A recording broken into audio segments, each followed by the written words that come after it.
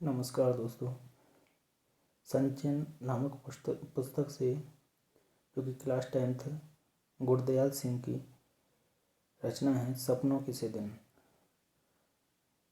आइए चलते हैं कि मेरे साथ खेलने वाले सभी बच्चों का हाल एक सा होता।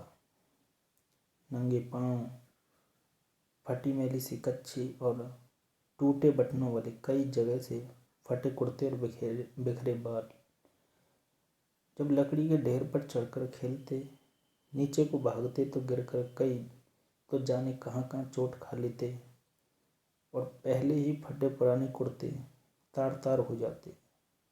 धूल भरे कई जगह से छिले पांव, पिंडलियां या लहू के ऊपर जमी रेत मिट्टी से लथपथ घुटने लेकर जाते तो सभी की माँ बहनें उन पर तरस खाने की जगह और पिटाई करती। कईयों के बाप बड़े गुस्सैल थे, पीटने लगते तो यह ध्यान भी न रखते कि छोटे बच्चे के नाक मुँह से लहू बहने लगा है।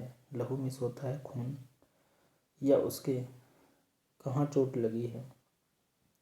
परंतु इतनी बुरी पिटाई होने पर भी दूसरे दिन फिर खेलने चले आते। और यह बात तब ठीक से समझ में आई जब स्कूल अध्यापक बनने के लिए एक ट्रेनिंग करने गया और वहाँ बाल मनोविज्ञान का विषय पढ़ा। ऐसी बातों के बारे में तभी जान पाया कि बच्चों को खेलना क्यों इतना अच्छा लगता है कि बुरी तरह पिटाई होने पर भी फिर खेलने चले आते हैं। तो मेरे साथ खेलने वाले अधिकतर साथी हमारे जैसे ही परिवारों के हुआ करते। सारे मोहल्ले में बहुत परिवार तो हमारी तरह आस पास के गांव में ही आकर बसे थे और 2-3 घर साथ की उजड़ी सी गली में रहने वाले लोगों के थे। हमारी सभी की औरतें भी कुछ मिलती जुलती थीं। उनमें से अधिक तो स्कूल जाते ही न थे और जो कभी गए भी पढ़ाई में रुचि न होने के कारण किसी दिन बस्ती तालाब में फेंक आए और फिर स्कूल गए ही नहीं, न ही माँ बाप ने ज़बरदस्ती भेजा।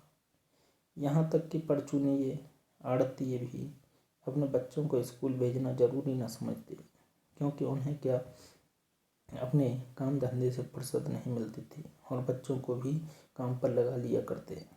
कभी किसी स्कूल अध्यापक से बात होती तो कहते, मास्टर जी हमने इससे क्या तहसीलदार लगवाना है, थोड़ा बड़ा हो जाए तो पंडित घनश्याम दास के लंडे अर्थात पढ़वा कर दुकान पर बनिया या बनिया का काम लिखने लगेगा, या कुछ कह सकते हैं कि कुछ पढ़ा लिखा अगर हो जाए तो कुछ हिसाब किताब करने लगेगा।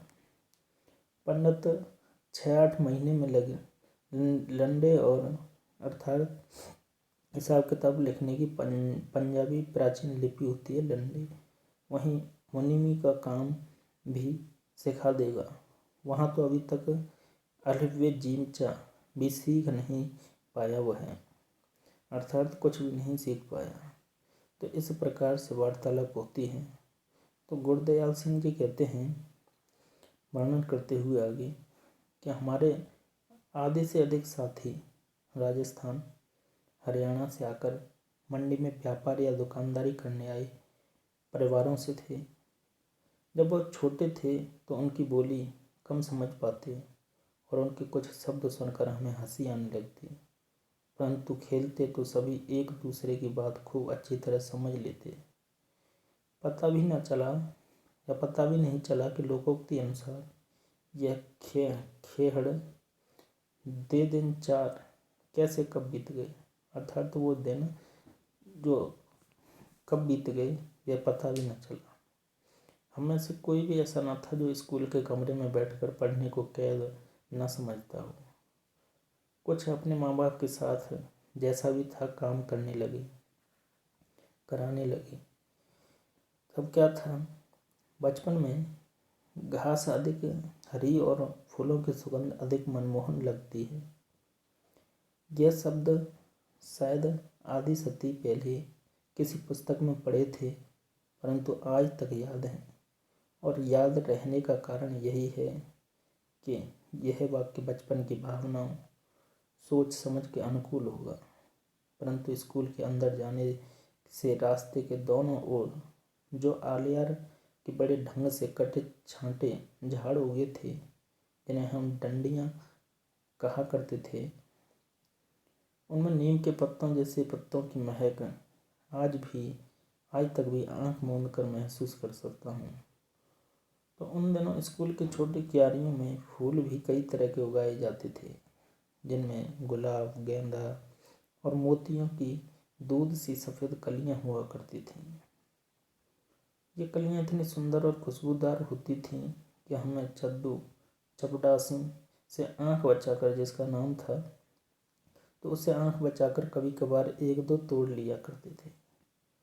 उनकी बहुत तेज सुगंध आज भी महसूस कर पाता हूँ, परंतु यह याद नहीं कि उन्हें तोड़कर कुछ देर सूंघ कर फिर क्या किया करते। शायद जेब में डाल लेते, माँ उसे धोने के समय निकाल कर बाहर फेंक देती, या हम ही स्कूल से बाहर आते उन्हें बकरी के मेमनों की भांति चढ़ जाया करते या खा लिया करते थे। तो आई होप दोस्तों आप समझ रहे होंगे। तो क्लास 10th का ये पार्ट है आपका गुरदयाल सिंह जी का। तो अगर आप इसे ध्यानपूर्वक सुनेंगे तो आसानी से आपकी समझ में आने वाला है। आगे चलते हैं। तो जब अगली श्रेणी में दाखिल होते, नेक्स्ट क्लास में जब दाखिल होते, तो एक और तो कुछ बड़े सयाने होने के एहसास से उत्साहित भी होते, परंतु दूसरी ओर नई पुरानी कापियाँ किताबों से जाने कैसी बात पास आती कि उन्हें मास्टरों के डर से कांपने लगते, जो पिछली श्रेणी में पढ़ा चुके होते थे। तब स्कूल में शुरू साल में 1-1.5 महीना पढ़ाई हुआ करती, फिर 1.5-2 महीने की छुट्टियां शुरू हो जाया करती। अब तक जो बात अच्छी तरह याद है कि वह छुट्टियों के पहले और आखिरी दिनों का फ़र्क था कि पहले 2-3 सप्ताह तो खूब खेल कूद हुआ करती। हर साल ही माँ के साथ ननिहाल चले जाते अपने नानी मामा के यहाँ, और वहाँ नानी खूब दूध दही मक्खन खिलाती, बहुत प्यार करती। छोटा सा पिछड़ा गांव था, परंतु तालाब हमारी मंडी के तालाब जितना ही बड़ा था। दोपहर तक तो उस तालाब में नहाते, फिर नानी से जो जी में आता मांग कर खाने लगते। नानी हमारे बोलने के ढंग या कम खाने के कारण बहुत खुश होती, अपने पोतों को हमारी तरह बोलने और खाने पीने को कहती, और जिस साल ननिहाल ना जा पाते उस साल भी अपने घर से थोड़ा बाहर तालाब पड़ जाते, कपड़े उतार पानी में कूद जाते, और कुछ समय बाद भागते हुए एक रेतीले टीले पर जाकर रेत के ऊपर लेटने लगते। गोले शरीर को गरम रेत से खूब लथपथ कर उसी तरह भागते, किसी ऊंची जगह से तालाब में छलांग लगा लेते और रत को गंदले पानी से साफ कर फिर टीले की ओर भाग जाते। याद नहीं कि ऐसा 5-10 बार करते या 15-20 बार, अर्थात दिन भर लगे रहते वहीं पर। कई बार तालाब में कूदकर ऐसे हाथ पांव हिलाने लगते जैसे बहुत अच्छे तैराक हों, परंतु 1-2 को छोड़ मेरे किसी साथी को तैरना नहीं आता था। कुछ तो हाथ पांव हिलाते हुए गहरे पानी में चले जाते, तो दूसरे उन्हें बाहर आने के लिए किसी भैंस के सींग या दुम पकड़कर बाहर आने की सलाह देते, उन्हें ढांढस बनाते, तसल्ली दिलाते। कूदते समय मुँह में गंदला पानी बढ़ जाता तो बुरी तरह खांसते। कई बार ऐसा लगता कि सांस रुकने लगी है, परंतु हाय हाय करते किसी न किसी तरह तालाब के किनारे पहुंच जाते। फिर क्या हुआ, फिर छुट्टियां बीतने लगती तो दिन गिनने लगते। प्रत्येक दिन डर बढ़ता चला जाता, खेल कूद और तालाब में नहाना भी भूलने लगता।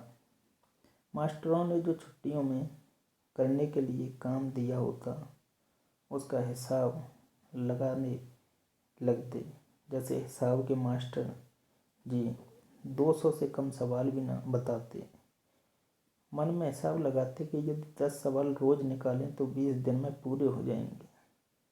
जब ऐसा सोचना शुरू करते तो छुट्टियों का एक महीना बाकी हुआ करता, अर्थात महीने के आखिर में काम करते और एक एक दिन गिनते 10 दिन खेल कूद में और बीत जाते। स्कूल की पिटाई का डर और बढ़ने लगता, परंतु डर भुलाने के लिए सोचते कि 10 को क्या बात, सवाल तो 15 भी आसानी से रोज निकाले जा सकते हैं। जब ऐसा हिसाब लगाने लगते तो छुट्टियां कम होते होते जैसे भागने लगती, बहुत दिन बहुत छोटे लगने लगते और ऐसा महसूस होता कि सूरज भागकर दोपहरी में ही छिप जाता हो। जैसे जैसे दिन छोटे होने लगते, सूर्य का भय बढ़ने लगता। हमारे कितने ही सहपाठी ऐसे भी होते जो छुट्टियों का काम करने की बजाय मास्टरी की पिटाई अधिक सस्ता सौदा समझते। हम जो पिटाई से बहुत डरा करते, उन बहादुरों की भांति ही सोचने लगते, तो ऐसे समय हमारा सबसे बड़ा नेता ओमा हुआ करता, अर्थात ओमा नाम का एक व्यक्ति। तो हम सभी उसके बारे में सोचते कि हमारे में उस जैसा कौन था। कभी भी उस जैसा दूसरा लड़का नहीं ढूंढ पाते थे। उसकी बातें, गालियाँ, मार पिटाई का ढंग तो अलग था ही, उसकी शक्ल सूरत सबसे अलग थी। हांडी जितना बड़ा सिर, उसके ठिगने 4 बालिश्त के शरीर पर ऐसा लगता जैसे बिल्ली के बच्चे के माथे पर तरबूज रखा हो। इतने बड़े सिर में नारियल किसी आंखों वाला बंदरिया के बच्चे जैसा चेहरा उसका, और भी अजीब लगता। लड़ाई वह हाथ पांव नहीं सिर से किया करता। तो सांड की भांति फुफकारता या फुंकारता तो सिर झुकाकर किसी की पेट या छाती में मार देता, तो उससे दुगने तिगने शरीर वाले लड़के भी पीड़ा से चिल्लाने लगते। हमें डर लगता कि किसी की छाती की पसली न तोड़ डाले। उसके सिर की टक्कर का नाम हमने रेल बम्मा रखा हुआ था। रेल के कोयले से चलने वाले इंजन की भांति बड़ा और भयंकर ही होता था। अब क्या था कि हमारा स्कूल बहुत छोटा था। केवल छोटे छोटे 9 कमरे थे जो अंग्रेजी के अक्षर एच की भांति बने थे। दाईं ओर पतला कमरा हेडमास्टर श्री मदन मोहन शर्मा जी का था और जिसके दरवाजे के आगे हमेशा चिक लटकी रहती थी। स्कूल की प्रेयर या प्रार्थना के समय वह बाहर आते और सीधी कतारों में कद के अनुसार खड़े लड़कों को देख उनका गोरा चेहरा खिल उठता था। सारे अध्यापक लड़कों की तरह ही कतार बांधकर उनके पीछे खड़े होते। केवल मास्टर प्रीतम चंद, जो कि पीटी मास्टर हुआ करते थे, लड़कों की कतारों के पीछे खड़े खड़े यह देखते थे कि कौन सा लड़का कतार में ठीक नहीं खड़ा। तो उनकी घुड़की और ठुड्डों के भय से हम सभी कतार के पहले और आखिरी लड़के का ध्यान रखते, सीधी कतार में बने रहने का प्रयत्न करते और सीधी कतार के साथ, कतार मीन्स पंक्ति, तो सीधी कतार के साथ क्या है, सीधी कतार के साथ साथ हमें यह भी ध्यान रखना होता था कि आगे पीछे खड़े लड़कों के बीच की दूरी भी एक सी हो।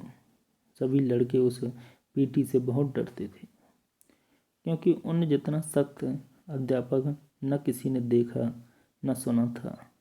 यदि कोई लड़का अपना सिर भी इधर उधर हिला लेता या पाँव से दूसरी पिंडली खुजलाने लगता, तो वह उसकी ओर बाघ की तरह झपट पड़ते और खाल खींचने के मुहावरे को प्रत्यक्ष करके दिखा देते। तब क्या था, परंतु हेडमास्टर शर्मा जी उसके बिल्कुल उलट स्वभाव के थे। वह 5वीं और 8वीं श्रेणी को अंग्रेजी स्वयं पढ़ाया करते थे। 5वीं क्लास और 8वीं क्लास को स्वयं ही पढ़ाया करते थे। हमारे में से किसी को भी याद न था कि 5वीं श्रेणी में कभी भी उन्हें किसी गलती के कारण किसी की चमड़ी उधेड़ते देखा या सुना हो। चमड़ा उधेड़ना हमारे लिए बिल्कुल ऐसा शब्द था जैसे हमारे सरकारी मिडिल स्कूल का नाम। अधिक से अधिक वह गुस्से में बहुत जल्दी जल्दी आँखें झपकते, अपने लंबे हाथ की उल्टी उंगलियों से एक चपत हमारी गाल पर मार देते तो मेरे जैसे सबसे कमज़ोर शरीर वाले भी सिर झुकाकर मुँह नीचा किए हंस देते। वह चपत तो जैसे हमें भाई भीखे की नमकीन पापड़ी जैसी मज़ेदार लगती, तो तब पैसे की शायद 2 आया आ जाया करती थी। परंतु जब भी स्कूल हमारे लिए ऐसी जगह न थी जहाँ खुशी से भागे जाएं। पहली कक्षा श्रेणी से लेकर चौथी श्रेणी तक केवल 5-7 लड़कों को छोड़ हम सभी रोते चिल्लाते ही स्कूल जाया करते। परंतु कभी कभी ऐसी सभी स्थितियों के रहते स्कूल अच्छा भी लगने लगता। जब स्काउटिंग का अभ्यास करवाते समय पीटी साहब नीली पीली झंडियाँ हाथों में पकड़ा कर 1 2 3 कहते। झंडियाँ ऊपर नीचे दाएं बाएं करवाते तो हवा में लहराती और क्या था कि फड़फड़ाती झंडियों के साथ खाकी वर्दियों तथा गले में 2 रंगे रूमाल लटकाए अभ्यास किया करते। हम कोई गलती ना करते तो वह अपनी चमकीली आंखें हल्के से झपकाते, कहते शाबाश, बेल बिगन अगेन, 1 2 3 3 2 1। तो उनकी एक शाबाश ऐसे लगने लगती जैसे हमने किसी फौज के सभी तमगे जीत लिए हों। कभी यही एक शाबाश सभी मास्टरों की ओर से हमारी सभी कॉपियों पर साल भर की लिखी गुड्डों अर्थात गुड़ का बहुवचन गुणों से अधिक मूल्यवान लगने लगती। कभी ऐसा भी लगता कि कई साल की सख्त मेहनत से प्राप्त की पढ़ाई से भी पीटी साहब के डिसिप्लिन में रहकर प्राप्त की गुडविल बहुत बड़ी थी। परंतु यह भी एहसास रहता कि जैसे गुरुद्वारे का भाई जी कथा करते समय बताया करता कि सतगुरु के भय से ही प्रेम जागता है, ऐसे ही पीटी साहब के प्रति हमारी प्रेम भावना जग जाती। यह ऐसा भी है कि आपको रोज फटकारने वाला कोई अपना यदि साल भर के बाद एक बार शाबाश कह दे तो यह चमत्कार सा लगने लगता। हमारी दशा भी कुछ ऐसी ही हुआ करती। हर वर्ष अगली श्रेणी में प्रवेश करते समय मुझे पुस्तकें मिला करती। हमारे हेडमास्टर शर्मा जी एक लड़के को उसके घर जाकर पढ़ाया करते। वे धनाढ्य लोग थे। उनका लड़का मुझसे 1-2 साल बड़ा होने के कारण मेरे से एक श्रेणी आगे था और हर साल अप्रैल में जब पढ़ाई का नया साल आरंभ होता तो शर्मा जी उसकी 1 साल पुरानी पुस्तकें ले आते। हमारे घर में किसी को भी पढ़ाई में दिलचस्पी न थी। यदि नई किताबें लानी पड़ती जो तब 1-2 रुपये में आ जाया करती तो शायद इसी बहाने पढ़ाई 3री-4थी श्रेणी में छूट जाती। कोई 7 साल स्कूल में रहा हो तो एक कारण पुरानी किताबें मिल जाना भी था। कापियाँ, पेंसिलों, होल्डर या स्याही दवात में भी मुश्किल से 1-2 रुपये साल भर में खर्च हुआ करते थे। परंतु उस जमाने में 1 रुपया भी बहुत बड़ी रकम हुआ करती थी। 1 रुपये में 1 सेर घी आया करता और 2 रुपये की 1 मन या 40 सेर गंदम। इसी कारण खाते पीते घरों के लड़के ही स्कूल जाया करते। हमारे 2 परिवारों में पहला लड़का था जो स्कूल जाने लगा था, परंतु किसी भी नई श्रेणी में जाने का ऐसा चाव या शौक कभी भी महसूस नहीं हुआ जिसका जिक्र कुछ लड़के किया करते। अजीब बात थी कि मुझे नई कापियाँ और पुरानी पुस्तकों में से ऐसी गंध आने लगती कि मन बहुत उदास होने लगता। इसका ठीक कारण भी तो समझ में नहीं आया, परंतु जितनी भी मनोविज्ञान की जानकारी है इस अरुचि का कारण यही समझ में आया कि आगे की श्रेणी की कुछ मुश्किल पढ़ाई और नए मास्टरों की मारपीट का भय भी कहीं भीतर जमकर बैठ गया था। सभी तो नए न होते, परंतु 2-3 हर साल ही वह होते जो कि छोटी श्रेणी में नहीं पढ़ाते थे। कुछ ऐसी भी भावना थी कि अधिक अध्यापक एक साल में ऐसी अपेक्षा करने लगते कि जैसे हम हरफन मौला हो गए हों, सब कुछ हम ही हों। यदि उनकी आशाओं पर पूरे नहीं हो पाते तो कुछ तो चमड़ी उधेड़ देने को तैयार रहते। इन्हीं कुछ कारणों से केवल किताबों कॉपियों की गंध से ही नहीं, बाहर के बड़े गेट से 10-15 गज दूर स्कूल के कमरों तक रास्ते के दोनों ओर जो कि अलियार के झाड़ उगे थे, उनकी गंध भी मन में उदास कर दिया करती। परंतु स्कूल एक दो कारणों से अच्छा भी लगने लगा था। मास्टर प्रीतम चंद जब हम स्काउटों को परेड करवाते तो लेफ्ट राइट की आवाज़ या मुँह में ली विसेल से मार्च कराया करते। फिर राइट टर्न, लेफ्ट टर्न या अबाउट टर्न कहने पर छोटे छोटे बूटों की एड़ियों पर दाएं बाएं या एकदम पीछे मुड़कर बूटों की ठक ठक करते अकड़ कर चलते तो लगता जैसे हम विद्यार्थी नहीं, बहुत महत्वपूर्ण आदमी हों, फौजी जवान हों। इस प्रकार से लगने लगता। दूसरे विश्व युद्ध का समय था, परंतु हमारी नाभा रियासत का राजा अंग्रेज़ों ने 1923 ईस्वी में गिरफ्तार कर लिया था और तमिलनाडु में कोडाईकनाल में ही जंग शुरू होने से पहले उसका देहांत हो गया था। उस राजा का बेटा कहते थे कि अभी विलायत में पढ़ रहा था, इसलिए हमारी देसी रियासत में भी अंग्रेज ही चलाती थी। फिर भी राजा के ना रहते अंग्रेज हमारी रियासत के गांव से जबरन या जबरन भर्ती नहीं कर पाया था। लोगों को फौज में भर्ती करने के लिए जब कुछ अफसर आते तो उनके साथ कुछ नौटंकी वाले भी हुआ करते।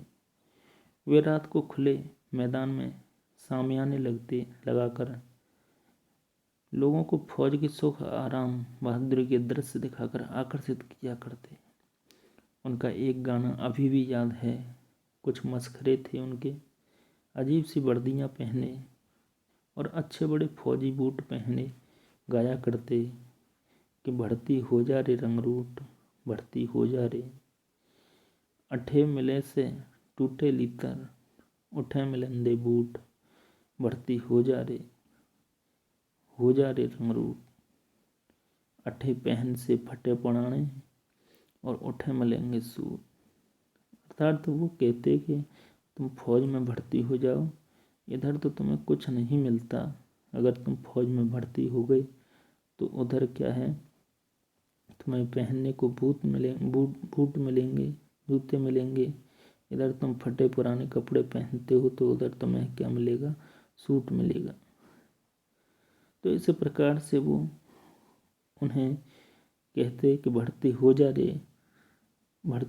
रे रंगरूट। तो इन्हीं बातों से आकर्षित हो कुछ नौजवान भर्ती के लिए तैयार हो जाया करते। कभी कभी हमें महसूस होता कि हम भी फौजी जवानों से कम नहीं। धोबी की धुली वर्दी और पॉलिश की ये बूट और जुराबों को पहने जब हम स्काउटिंग की परेड करते तो लगता हम फौजी ही हैं।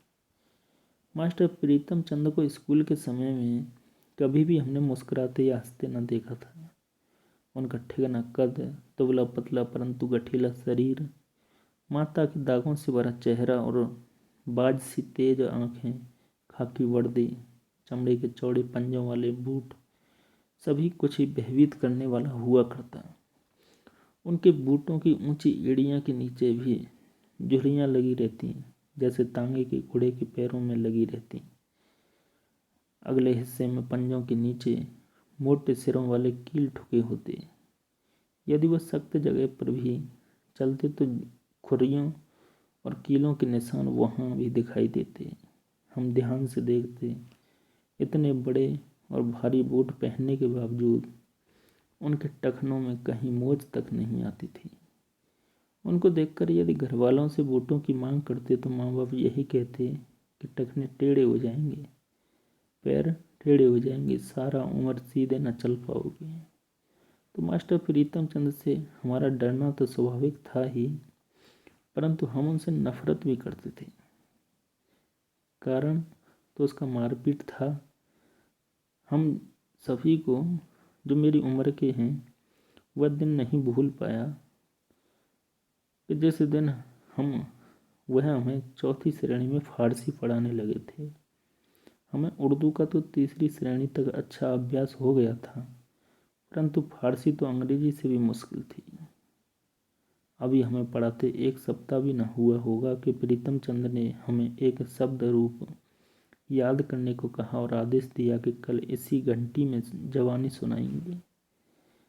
हम सभी घर लौटकर रात देर तक उसी शब्द रूप को बार बार याद करते रहे, परंतु केवल 2-3 ही लड़के थे जिन्हें आधी या कुछ अधिक शब्द रूप याद हो पाया। दूसरे दिन बारी बारी सबको सुनाने के लिए कहा तो एक लड़का भी न सुना पाया। तभी मास्टर जी गुर्राए, सभी कान पकड़ो। हमने झुककर टांगों के पीछे से बाहें निकालकर कान पकड़े तो वह गुस्से से चीखे, पीठ ऊंची करो, अर्थात उनको मुर्गा बनाया गया।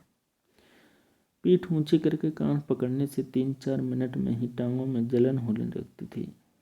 मेरे जैसे कमजोर तो टांगों के थकने से कान पकड़े हुए ही गिर पड़ते। जब तक मेरी और हरबंश की बारी आई तब तक हेडमास्टर शर्मा जी अपने दफ्तर में जा चुके थे।